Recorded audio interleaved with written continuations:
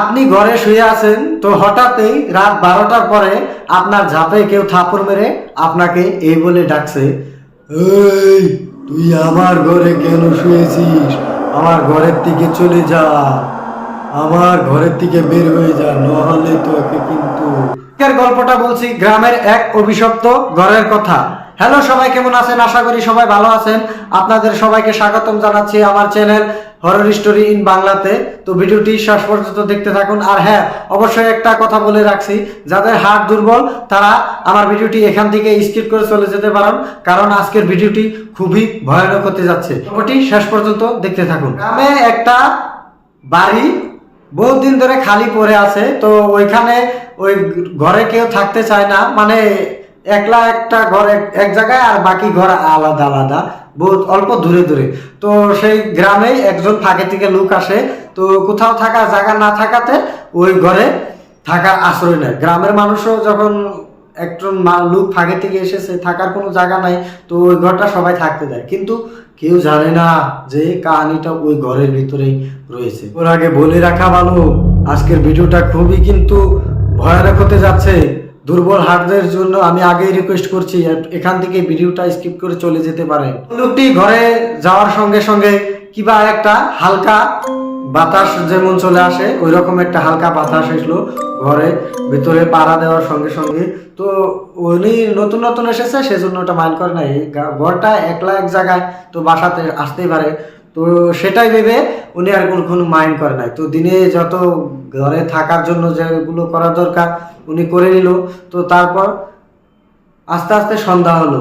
সন্ধ্যা ধরেন 6-7টার মতো হবে, এইরকম সময়। তো তারপরে নামলো কালো সন্ধ্যার ছায়া। তো দেখুন, তারপরে লোকটি খাওয়া দাওয়া করে চকিতে শুয়েছে। খাওয়া দাওয়া করতে করতে ধরেন রাতের 11টা হয়ে গেছে। তো লোকটি শুয়ে একদম ভাবার পরে যখন কাল ঘুমের নাগাল আসে, তখনই ওই ঘরের ভিতরে মনে হয় কে যেন পানির পাইপ ছেড়ে দিচ্ছে, এই ঝাঁপ ধরে টানাটানি করছে, এরকম একটাই। লোকটি ভাবছে যে ঘরটি এতদিন ধরে খালি পড়ে আছিল, হয়তো বিলায় বা আরো নিগনিসে উনি থাকতে পারে, সেজন্য এইরকম হচ্ছে। উনি মাইন্ড করলো না। তো পরের দিন ওই রকম করেই চলে গেল।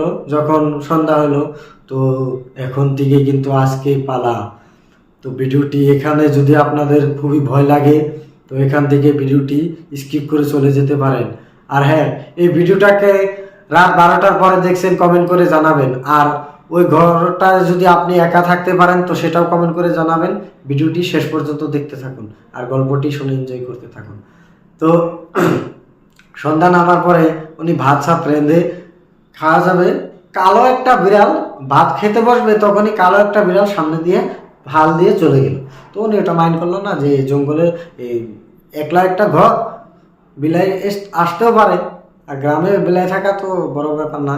তো সেটা উনি মাইন্ড করলো না। তো ধীরে ধীরে খেয়ে নিল। খাওয়ার পরে ওই দিনও রাত 11টা-12টা বেজে গেল শুইতে শুইতে। যখনই উনি কাল ঘুমের নাগাল শুভ, তখনই ঝাপের মধ্যে এরকম আকস্মাতে এত ঝুলে ঝুলে ঝাপ ভারী মাথায় বলছে, এই তুই আমার ঘরে কে রে?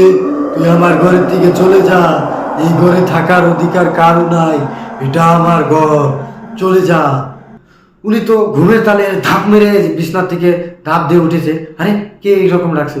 তো তারপরে ঝাপ আরো স্পিড জুড়ে জুড়ে ধাপ মারছে আর বলছে, চলে যা আমার ঘরের থেকে, চলে যা, তুই আমার ঘরের থেকে বের হয়ে যা, এই ঘরে শুধু আমার থাকার অধিকার, কেউ থাকতে পারি না, নহলে কিন্তু তোকে আমি মারছে। তো উনি তো কি করবে দিশা পাচ্ছে না, ওই রকমই পরে অজ্ঞান হয়ে রইল। অজ্ঞান হওয়ার পরে তো সকাল হয়ে গেল, সকাল 7টা-8টা বেজে গেল। ওনার আবার একটা অভ্যাস ছিল, সকাল 6টা বাজে ঘুমোতে ঘুরতে। যখন পাড়ার মানুষ দেখলো, গ্রামের মানুষ দেখলো যে ওই লোকটা তো আজকে সকালে ওঠেনি, তো তখন সবাই মিলে ওই ঘরটার দিকে গেল। যাই দেখে বিছানার মধ্যে অজ্ঞান হয়ে শুয়ে আছে। তো গ্রামের লোকে সবাই এসে পানি ছিটা দিয়ে কিভাবে করে ওনার জ্ঞান ফেরালো। তো তারপরে তখন ওই লোকটি ওনাদের কাছে বলতে লাগলো যে এরকম এরকম কথা, রাত্রে এরকম হয়ে গেছে, আমি এই ঘরে আর একা থাকতে পারবো না, আমি চলে যাচ্ছি, আমাকে যেতে হবে, আমি এখানে আর একা থাকতে পারবো না। তো গ্রামের লোকেরা শোনার পরে ওই ঘরের দিকে একটা মেরে দিল যে এই ঘরে আর কেউ একা থাকতে পারবো না, এই ঘর আজকে থেকে কেউ এই ঘরে কেউ থাকতে পারবো না, এরকম করে একটা এই ওখানে নোটিশ লাগিয়ে দিল। এবার বলেন আপনারা কি কেউ ওই ঘরে একা থাকতে পারবেন? যদি পারবেন তাহলে কমেন্ট করে জানাবেন। আর হ্যাঁ, ভিডিওটাকে রাত 12টার পরে দেখছেন একটু কমেন্ট করে জানাবেন, এবং ভিডিওটা যদি ভালো লেগে থাকে একটা লাইক করে দিবেন। ভিডিওটা কেমন হলো, গল্পটি শুনে কেমন লাগলো কমেন্ট করে জানাবেন, এবং গল্পটি যদি ভালো লাগে, এরকম যদি গল্প শুনতে চান তাহলে চ্যানেলটি সাবস্ক্রাইব করে পাশে থাকা বেল আইকন প্রেস করে দিবেন, যাতে আমি ভিডিও আপলোড করার সঙ্গে সঙ্গে আপনাদের কাছে নোটিফিকেশন যায়, আর নোটিফিকেশন দেখে ভিডিওটি দেখতে পারেন। তো ভিডিওটি শেষ পর্যন্ত দেখার জন্য আপনাদেরকে অনেক অনেক ধন্যবাদ।